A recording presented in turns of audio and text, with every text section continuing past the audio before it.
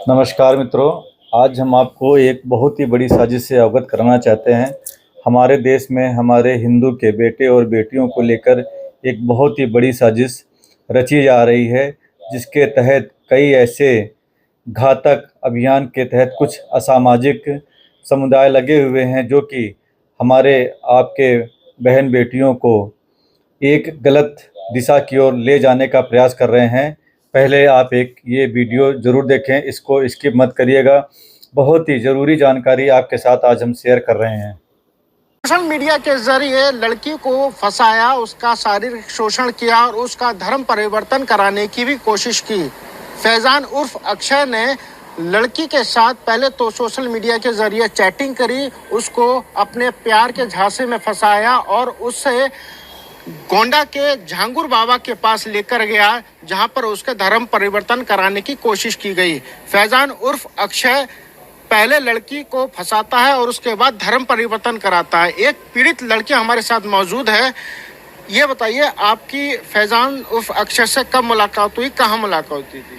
जी ये 2015 की बात है और लखनऊ में जो ये लड़का है मोहम्मद फैज़ान, इसने फेसबुक के थ्रू अक्षय नाम की एक आईडी बना रखी थी और इसी से उसने हमसे वहाँ पे अपनी दोस्ती बढ़ाई, बातचीत बढ़ाई और वहाँ से इसने अपना धीरे धीरे भरोसा जीता।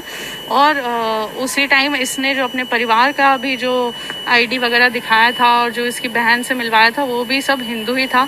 ये हिंदू रीति रिवाज के हिसाब से इसका रहन सहन था, जो इसका पहनावा था, जिस हिसाब से ये रुद्राक्ष, तुलसी और कड़ा वगैरह पहनता था, वो सब हिंदू ही रीति रिवाज के हिसाब से था। तो हमें उस पर भरोसा हो गया और 2016 में इसने नौकरी का झांसा दिया, पढ़ाई का झांसा दिया और वो हमें गाजियाबाद लेके आया।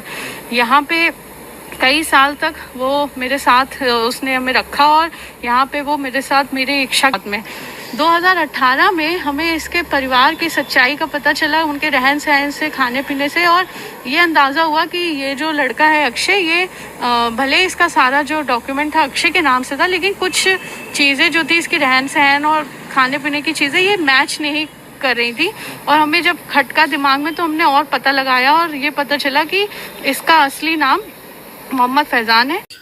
मित्रों, इस वीडियो को देखने के बाद आपको ये ज़रूर एहसास हुआ होगा कि झंगुर बाबा जैसे कितने असामाजिक समुदाय के लोग इस अभियान में जुड़े हुए हैं कि हिंदू के बहन बेटियों को और बेटों को कैसे हम लोग विचलित करें, उनके मार्गदर्शन को कैसे हम प्रभावित करें कि वे सब अपने मार्गदर्शन से भटक जाएं।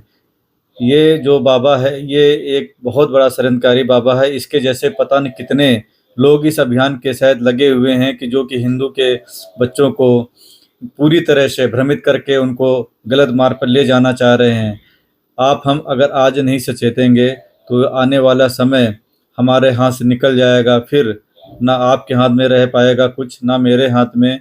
क्योंकि जिस हिसाब से ये लोग पूरी तरह से हर एक गली में, हर एक मोहल्ले में, हर एक ज़िले में, पूरे देश में एक दीमक की तरह ज़मीन से निकलकर और हमारे परिवार को बिल्कुल खोखला कर रहे हैं, हम आप नहीं समझ पा रहे हैं। अपने मित्रों के साथ, अपनी बेटियों के साथ घुल मिल करके हमारे बच्चों को भ्रमित कर रहे हैं, उनको हमारे पुराने मार्गदर्शन जो भी हमारे देवी देवता हों उनके खिलाफ भटका रहे हैं और अपने समुदाय में जोड़ने का पूरी तरह से प्रयास कर रहे हैं। कितने ऐसे लड़के और लड़कियां हैं जो कि हमारे हिंदू बच्चों को बिल्कुल हिंदू बन कर के ट्रीट करते हैं और ऐसा लगता है कि अरे ये तो बहुत अच्छे परिवार के हैं।